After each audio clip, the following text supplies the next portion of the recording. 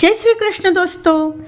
ये बात तो हम सभी जानते हैं कि जनकपुरी में जब सीता स्वयंवर का आयोजन हुआ तो राजा जनक ने देश विदेश के राजाओं को निमंत्रित किया। सबको उस स्वयंवर के लिए बुलाया, परंतु राजा दशरथ या अयोध्या के किसी व्यक्ति को स्वयंवर का निमंत्रण नहीं दिया। इसका कारण कोई आपसी बैर नहीं था, अपितु एक ऐसी घटना थी जिससे राजा जनक को डर था कि कहीं फिर से वही हुआ तो क्या होगा। क्यों निमंत्रण नहीं दिया राजा जनक ने राजा दशरथ को? क्या थी वो घटना, आइए जानते हैं। एक बार राजा जनक के शासनकाल में एक व्यक्ति का विवाह हुआ। विवाह के बाद वह पहली बार सज धज कर अपनी ससुराल को जा रहा था। कुछ दूर जाने पर रास्ते में एक जगह उसको दलदल मिला। उसने थोड़ा पास जाकर देखा तो उसमें एक गाय फंसी हुई थी, जो शायद फंसे फंसे मरने की दशा में आ गई थी। उस व्यक्ति ने उसको देखा तो उसके मन में गाय को बचाने का ख्याल आया, परंतु दूसरे ही क्षण मन में एक और विचार आया। उसने सोचा, ये गाय तो कुछ देर में मरने ही वाली है। अगर मैं इसको यहाँ से बाहर निकालने इस दलदल में घुसा तो मेरे कपड़े और जूते खराब हो जाएंगे और मैं अपने ससुराल में ऐसी हालत में कैसे जा पाऊंगा। यह सोचकर वह गाय के ऊपर पैर रखकर आगे बढ़ गया। जैसे ही वह आगे बढ़ा, गाय ने जब उसे जाते हुए देखा तो उस व्यक्ति को श्राप दिया कि जिसके लिए तू जा रहा है उसे देख नहीं पाएगा। यदि तू उसे देखेगा भी तो वह तत्काल ही मृत्यु को प्राप्त हो जाएगी। यह कहकर कुछ ही समय में गाय के प्राण निकल गए। उस श्राप को सुनकर वह व्यक्ति दुविधा में फंस गया। उसे अपने किए पर बहुत पछतावा हो रहा था, परंतु अब कुछ नहीं हो सकता। जो होना था वो हो गया। अब वह व्यक्ति गौ श्राप से मुक्त होने का विचार करने लगा।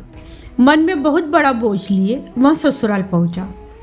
वहां पहुंचकर वह दरवाजे के बाहर ही बैठ गया और विचार करने लगा, अगर मेरी नजर मेरी पत्नी पर पड़ गई तो क्या होगा। कुछ समय बाद परिवार के अन्य सदस्यों ने उसे घर के अंदर चलने का अनुरोध किया, किंतु वह नहीं गया।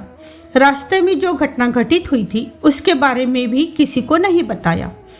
उसके दिमाग में तो गाय के द्वारा दिया गया श्राप बार बार गूंज रहा था। जब उसकी पत्नी को उसके घर के अंदर न आने की बात पता चली तो उसने अपने घर वालों से कहा, चलो मैं ही चलकर उन्हें घर के अंदर लेकर आती हूँ। पत्नी ने जब जाकर उससे कहा, आप घर के अंदर क्यों नहीं आ रहे हो, और मैं जो भी बोल रही हूँ उसे सुनकर भी मेरे सामने होते हुए भी मेरी ओर क्यों नहीं देखते हो। वह व्यक्ति अपनी पत्नी की बात सुनने पर भी चुप रहा। काफी अनुरोध करने के बाद उसने रास्ते में घटित पूरी घटना बताई। पत्नी ने कहा, मैं भी पतिव्रता स्त्री हूँ, ऐसा कैसे हो सकता है, आप मेरी ओर देखो। अपनी पत्नी की बात सुनकर उसने जैसे ही नजर उठाकर अपनी पत्नी की ओर देखा, वैसे ही उसकी आंखों की रोशनी चली गई और वह गाय के श्रापवश पत्नी को देख ही नहीं सका।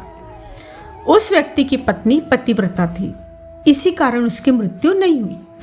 यह देखकर पत्नी अपने पति को साथ लेकर राजा जनक के दरबार में गई। वहां जाकर उसने पूरी घटना बताई। राजा जनक ने राज्य के सभी विद्वानों को सभा में बुलाकर समस्या बताई।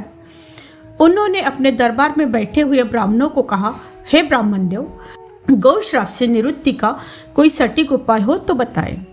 सभी विद्वानों ने आपस में विचार करके एक उपाय बताया। उन्होंने कहा, यदि कोई पतिव्रता स्त्री छलनी में गंगाजल लाकर उस गंगाजल के छींटे इस व्यक्ति की दोनों आंखों पर मारे तो गौ श्राप से मुक्ति मिल सकती है और इसकी आंखों की रोशनी पुनः लौट सकती है। राजा ने पहले अपने महल के अंदर की रानियों सहित सभी स्त्रियों से पूछा तो राजा को सभी के पतिव्रता होने में संदेह की सूचना मिली। ऐसा सुनकर राजा जनक चिंतित हो गए। तब उन्होंने आसपास के सभी राजाओं को सूचना पहुंचाई। उन्होंने उन्हें संदेश में कहा, उनके राज्य में यदि कोई पतिव्रता स्त्री है तो उसे ससम्मान राजा जनक के दरबार में भेज दिया जाए। जब यह सूचना अयोध्या के राजा दशरथ को मिली तो उसने पहले अपनी सभी रानियों से पूछा। प्रत्येक रानी का यही उत्तर था कि राजमहल तो क्या, आप राज्य की किसी भी महिला, यहाँ तक कि झाड़ू लगाने वाली ही क्यों न हो, उसे भी पतिव्रता ही पाएंगे। राजा दशरथ को इस समय अपने राज्य की महिलाओं पर आश्चर्य हुआ। उन्होंने अपने राज्य की सबसे निम्न मानी जाने वाली सफाई करने वाली महिला को बुलाया।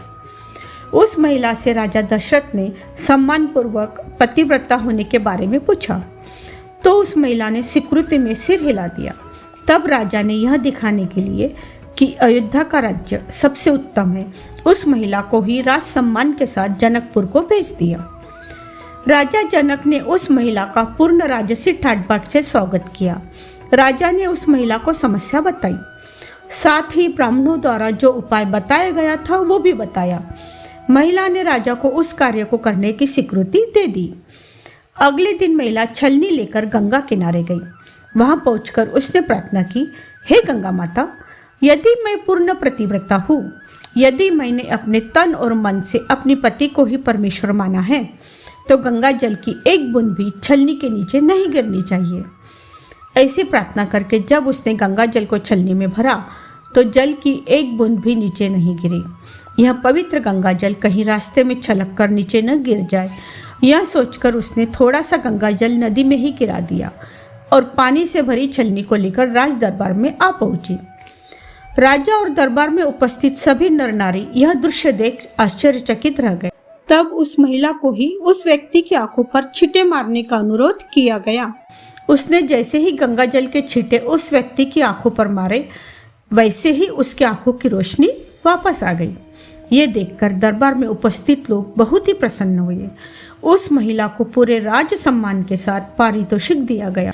जब उस महिला ने अपने राज्य को वापस जाने की अनुमति मांगी तो राजा जनक ने अनुमति देते हुए जिज्ञासावश उस महिला से उसकी जाति के बारे में पूछा। तब उस महिला ने बताया कि वो एक सफाई कर्मी है, तो राजा आश्चर्यचकित हो गए। सीता स्वयंवर के समय राजा ने सोचा कि जिस राज्य की सफाई करने वाली स्त्री इतनी पतिव्रता है तो उसका पति कितना शक्तिशाली होगा। यदि राजा दशरथ ने उसी प्रकार के किसी व्यक्ति को स्वयंवर में भेज दिया और यदि उसने धनुष्बाण तोड़ दिया तो क्या होगा। राजकुमारी किसी निम्न श्रेणी के व्यक्ति को न वर ले। यही सोचकर अयोध्या नरेश राजा जनक ने राजा दशरथ को निमंत्रण नहीं भेजा। लेकिन भाग्य में लिखा कौन टाल सकता है, वही हुआ जो होना था।